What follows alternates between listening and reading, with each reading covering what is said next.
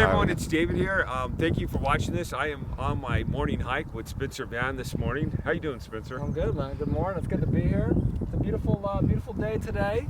We're excited to be out here. David decided to wear shorts today. You know what? Hey, listen, he can deal with the cold a lot better than I can. I got gloves. People keep asking me about my gloves.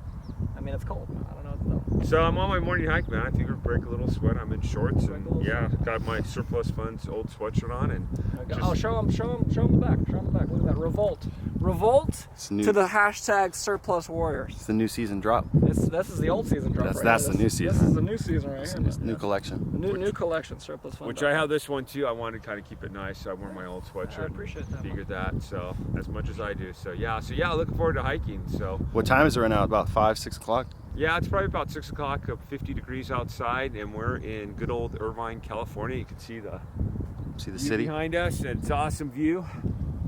Cool. And we are hiking up the trail. Cool. So where are we going, David? Lead us. All right, I'll lead us. So Spencer, what would you do if we were hiking on this trail and you came across a wallet with $200,000 in it? If I came across a wallet with $200,000 in it? Yeah.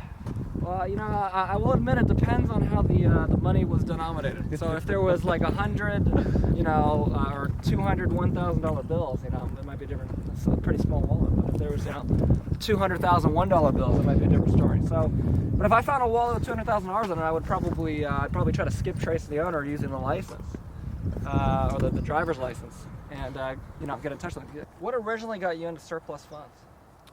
So it's interesting, and I know a lot of people have heard this story on your webinar. I had a property in Paramount, California that was condo, and the mother was deceased, and her son was getting all the paperwork together. What's sad is he had everything ready together, and then he dropped it. Like he just totally dropped the entire ball here. So the property went up for auction, and he had it went for over the asking amount, and he had funds that were due back to the family.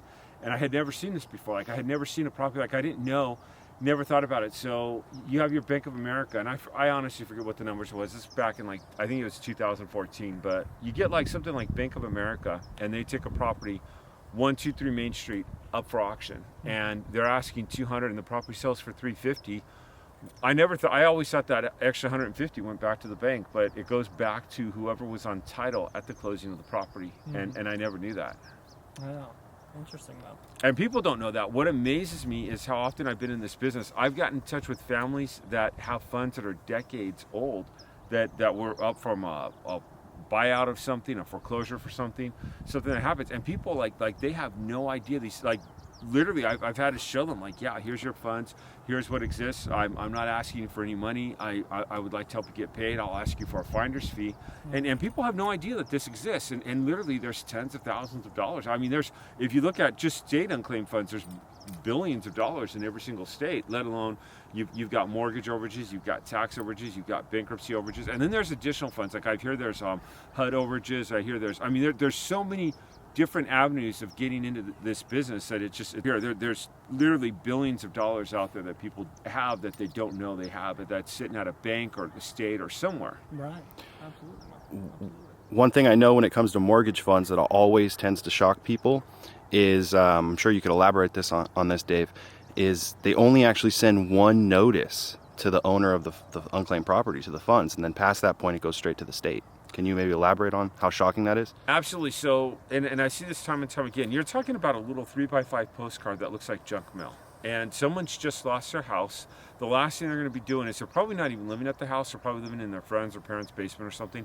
Last thing they're going to do is look at a little postcard and say, oh, I have funds from the bank that they're telling me. I mean, they don't even get that mail. So they move out. They don't know. And there's people on top of it. Some people have an attorney and they're working with the attorney. And those people know, and that's good. But you have people that have lost a property. They've lost everything they have, and they're not looking at these little postcards, so they never see this, and they go on, and then the trustee or the bank, we call them the trustee, they've got these funds and they don't know. And most states have rules and regulations, but some of these states, like Utah, I've been able to go in and see that some of these funds just sit in the courthouses and they never get touched, and they make them impossible to find. Like one of the courts I was watching someone one time go in Utah, they went in this tab called general, then they had to go into 2 or 3 other tabs from there. So they don't identify them as surplus funds because they want them to be hard to find, and rightfully so in some instances where you get some people, and these are predators, they get in and they try to take them all and give the former owner like very little,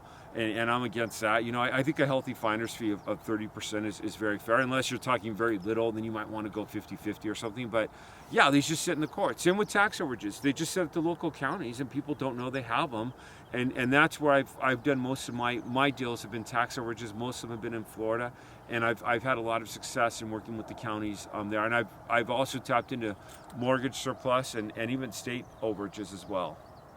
You've been marketing surplus funds for a long time, and you've been able to see a lot of clients be successful. What would you say the common denominator in our successful students, what would they all have in common?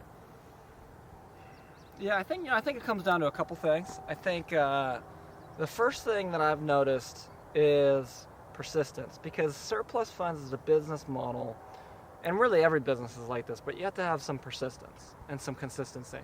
And so if you're coming into this business model expecting to make money on the first phone call, which, listen, is possible, but the reality is it's like, you know, if you want to make consistent money, you got to be making the phone calls consistently, right? And we always used to say, you know, one of the biggest keys is putting time in your schedule. So having a time block every day where you make calls, you know. And I think you used to use the example of like, oh, you know, I would say I was going to make calls, and then my buddy would call me, and then we'd like go surfing or something. It's like, no, this is my time where I'm going to make calls. And once you do that, you know, you start to take yourself a little bit more seriously. You start to take the business a little bit more seriously, and things start to work a little bit better. So that's number one. And then the other thing I think I've seen too is, you know, understanding their goals and what it takes to get there. You know, there's some people I talk to and they're like, oh, I want to make $4,000 a month, which is great, but they have the potential to make $10,000 a month or $20,000 a month, right? And then there's some people I talk to, they're like, oh, I got to make $1 million in the next 25 days, right? And they've never even ran a business before, okay? So, you know, there's nothing wrong with having huge goals or having really small goals, but my challenge for a lot of times as a coach, and I'm sure you see this as well, David, is taking people and saying, okay, in the next 30 to 60 days, what is a stretch goal, something that's possible, but at the same time, something that you're going to have to push for. It's not just going to be handed to you. And so I think the people that come in and have a lot of success, they understand what they're capable of. They understand how they can get there in the next 30, 60, 90 days or a year or whatever the goal is. And they're realistic about it, but at the same time, they stretch themselves a little bit and push themselves a little bit. So I don't know what you've seen, but those are the biggest things I've seen. I would absolutely agree. I would say persistence. I always say, and I tell everyone this, you're going to get a little pushback in this business, and you do, but you get a lot of success. I've had people, I think about the firefighter in Northern California. He got $10,000 on his first deal. I think about Belinda, who broke up her time schedule, and she was calling morning and then again in the afternoon. I think about Dale, who's also had the same schedule, and he's hitting six figures a year. I think about Luke, who does very similar, who's also hit six figures a year. And we go on story after story about this. Something that you say that I couldn't agree with more, and I'll elaborate on this. I'm going to ask you first. Why would you say wholesaling is dead? Well, I think, wholesaling is dead because number one is, you know, when I got into real estate originally, wholesaling was the big thing. And that was like 7-8 years ago, okay, when I first started learning about real estate. And in that time, it's only become more popular. There's only more people doing it, right? There's more people getting into the niche. And now at this point, wholesaling has become so overly competitive. I mean, I remember back when we were working together on some wholesaling stuff, like, you used to even tell me, dude, California's pretty competitive. Like, it was even tough then, right? For new beginners to get started in. And now, I mean, fast forward 5-6 years, like, it's crazy nowadays. You know, we have, and I'm not going to reveal who it is. I say this story sometimes, though. We have one of the coaches of one of the world, or internet's biggest wholesaling programs is in, our Surplus from Mastery program. And, he's told me himself, he's like, dude, I don't even enjoy wholesaling anymore. Like, I'm happy for my students. I'm excited to coach them, but I don't personally like it because it's so competitive.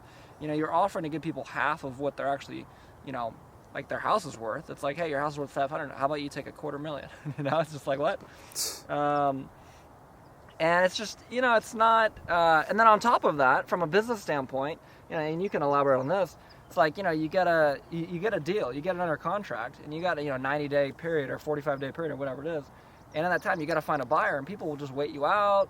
They'll kind of be snakes in the grass and mess around with you, and it's just a crazy business model. So that's my opinion on it. But you said you want to elaborate, so Well, now I could talk about this forever, which I promise you I won't. I don't want to bore the audience here, but I recently just had a deal brought to me in Fontana, California.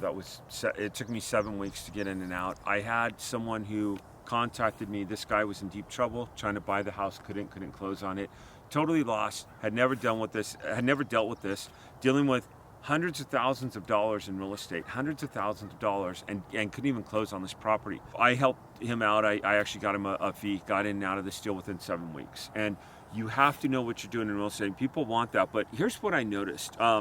First of all, I know how to flip a property, but literally the hours you put into a real estate transaction, I would much rather be doing surplus funds. Why is that? I'd rather be on the phone for 1 hour getting deals, getting a contract out, and making $15,000 and doing that 2 times a month, 3 times a month, than driving out to a property, yelling at contractors, finding out something's delayed, finding out you're going to have an extra month of payment or something, which happens all the time. But let's go back. That's actually a rehabber. Let's go back to the wholesaling. This was a wholesaler that brought me the deal. Guy was in total trouble, had no cash of his own, no real estate experience. When I first started this business, I had some really great people in my life that were trying to teach me wholesaling. And I would call someone, just like you said, I would call somebody with the property and I would say, okay, I would come in at 65% of value. So you have a house that's worth, let's just round off to 70, which I'd come in lower than that. So you have a house worth 500,000.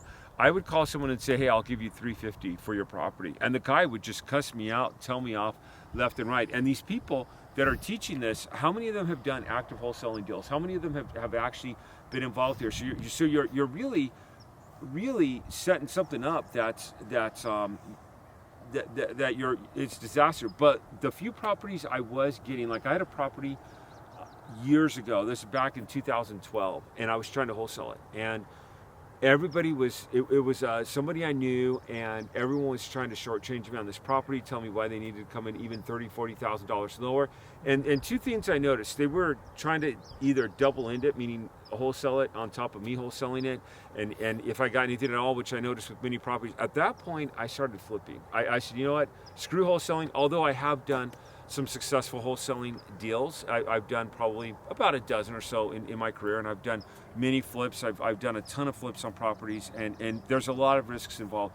And even like you hear people say OPM.